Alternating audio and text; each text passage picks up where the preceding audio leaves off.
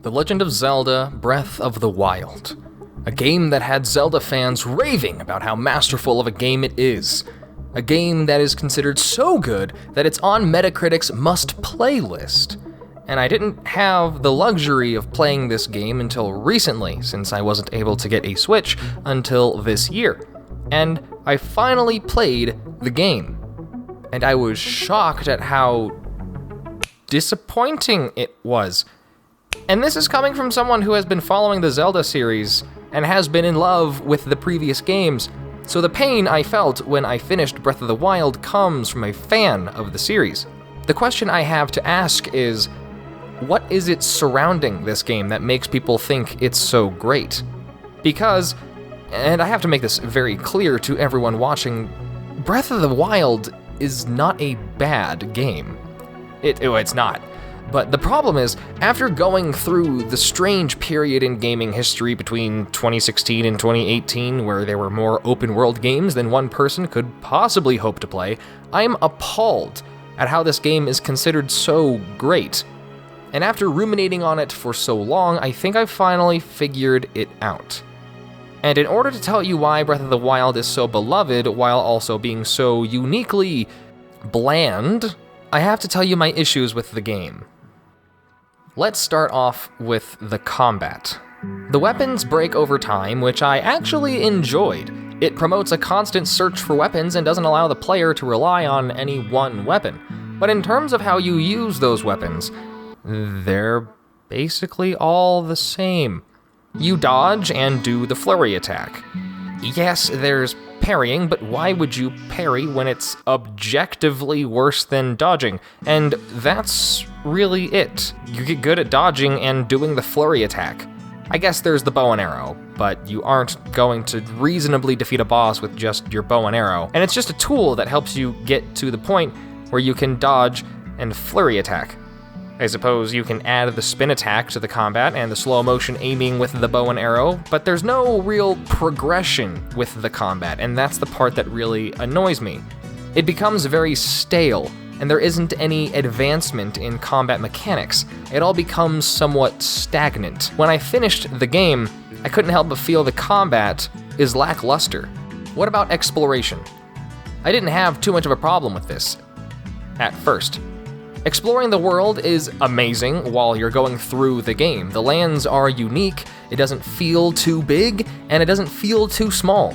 There's always features on the horizon that will catch your eye and draw you toward them. But then, after I beat the game, I realized that once I completed the map, that there wasn't much for me to do post-game. There's only shrines and Korok seeds, along with some content that I would really just need a guide to look up, and I'm really only doing those. Once I completed the map and had beaten the game, the shrines and Korok seeds just felt like grinding. I understand that a lot of the fun comes from the shrines, given that they're supposed to be inherently fun on their own, and when I started playing the game, they were fun on their own. But after finishing the game, all those remaining shrines felt like busy work, as if I was just doing them to say I did them, and there was no real reward besides getting more hearts and stamina, which I didn't really need at that point.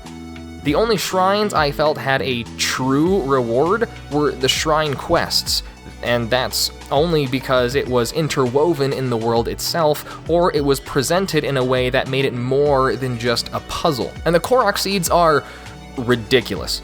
There was too many instances where I climb a large mountain expecting something unique to be there, and all I got was another Korok seed, when I had no intention of collecting all 900, and more importantly, I didn't need to expand my weapon cache. The exploration had little to no reward. How about the story? And, well, I actually have nothing really good to say about the story. It's abysmal. I was legitimately angry at the ending once I'd beaten the game. You go through the lands, fighting the divine beasts, all the while learning about the previous heroes that failed to subdue them before you. And at the end, you fight Ganon and save Zelda, which doesn't sound bad on its own, but the issues come with the amount of characterization that comes with each of these characters. Link gets a pass because he's not really supposed to have characterization and you're just supposed to be Link. But what about the 4 heroes that fell to the Blight Ganons? All of them are given a cutscene in order to establish their personality. And that's really it. Beyond that, there's nothing really there to make you care about them. They're just one-dimensional stand-ins for what could be interesting characters.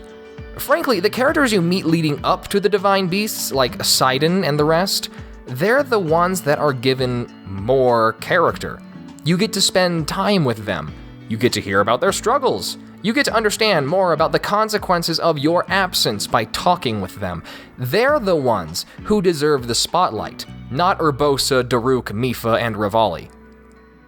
But Zelda, I wasn't expecting too much. But at the end of the game, when Zelda is finally freed from holding back Ganon, finally gets to see the world once again after being alone for 100 years, I expected her to break down. I expected her to address that fact that she'd been in so much pain for such a long time. I expected her to run to Link and embrace him, something that would display her struggle, but none of that happened. Were they thinking that the closure comes from beating Ganon? Really?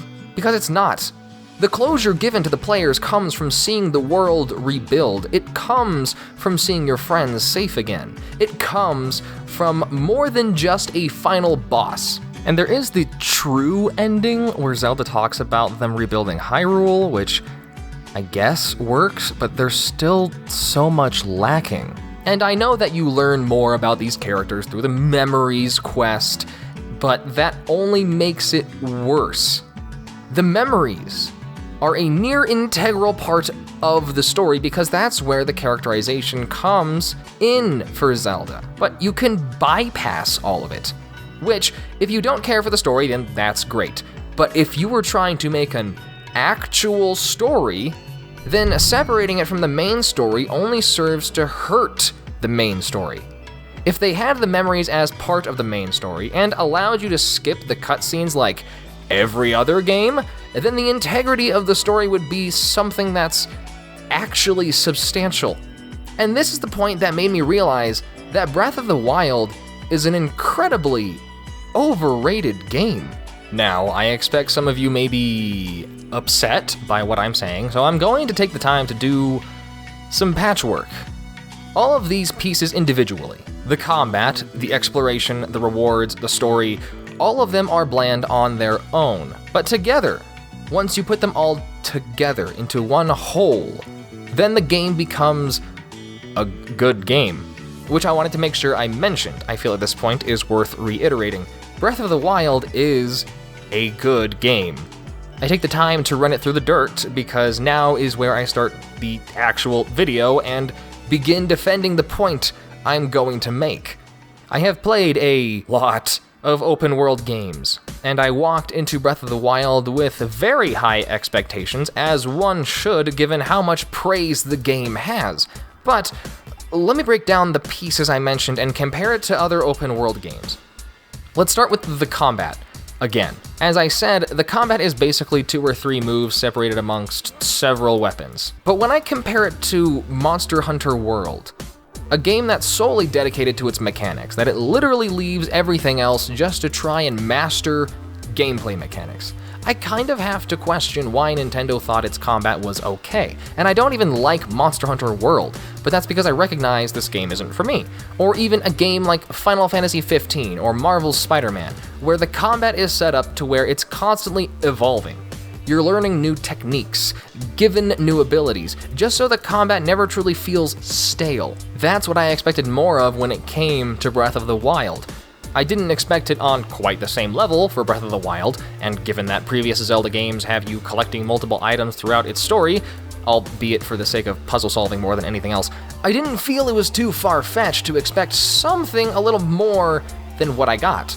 And I know what some of you are thinking. I know that previous games' combat was basically to hit a button and swing a sword and that's it. You're thinking to yourself, dude, it's a Zelda game. But is "it's a Zelda game" a legitimate argument? Is being content with mediocrity excusable just because of franchise recognition? Because not breaking what isn't broken is legitimate, but not living up to its full potential only serves to make the franchise stagnant. And making Zelda open world is a good first step, and I applaud them for making such a dramatic change, but Final Fantasy XV underwent a similar evolution.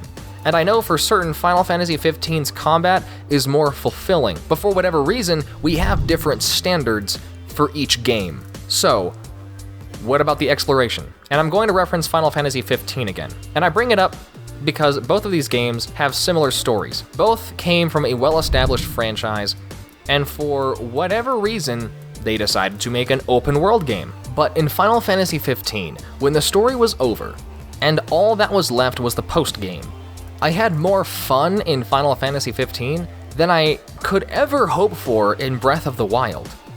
In Final Fantasy XV, there were still the long, sprawling dungeons that you would enter to search for the Royal Arms until you acquired all 13, and the dungeons were a true challenge that required a good mastery of the combat, and brought about some tough bosses, and the reward for the grind felt worth it to me. That never happened in Breath of the Wild, and I refuse to hear just get the DLC. Because if your argument is for me to spend more money on something that should have already been in the main game, then that itself is a problem. Now, finally, the story. The point where I am the most confused as to why this game is so highly rated. Let's go back to Final Fantasy XV. There are 3 other characters in this game that are given their own spotlight. You spend time with them, fight with them, eat with them, take pictures with them, train with them. You spend the time to get to know them, unlike the heroes or even the secondary heroes in Breath of the Wild. And with Ignis, when he lost his eyesight, I was genuinely concerned for his well-being. I actually felt something for this character. There's a level of characterization that's present throughout all of Final Fantasy XV that is dreadfully lacking in all of Breath of the Wild. But Final Fantasy XV's story isn't all that good, and even I can recognize that. But the one open world game with arguably the absolute best story is hands down Nier Automata. And I have a lot of gripes about Nier Automata. It has a lot of aspects of it that feel too anime, with all the negative aspects of the word. I mean, it's hard for me to believe the Earth's defense against alien invasion was sexy android girls with blindfolds and gothic Lolita outfits. But when you go through the story, when you see the interactions between the characters, and most importantly, when you feel this sense of hopelessness that comes when 2B is told that her entire mission, her entire existence, is built upon a lie, when she's told that the humans were eradicated long ago and that everything they do is pointless, and then how the game goes the extra mile to remind the player about what it means to keep pursuing life, regardless of your loss of purpose, if for nothing else than the possibility of something more to come for others in the future, that maybe there's more to life than our own desires, and that living life is in itself its own reward. When a game's story works in no other medium, when it can't simply be written in a book because it goes so far as to ask the player if they are willing to take what they've learned and commit to a real sacrifice themselves, that's when a game stops being a game and becomes a work of art. And that's when I realized it. That's why Breath of the Wild is so highly praised. It's because Nintendo does nearly everything in its power to make sure Zelda games are anything but a work of art.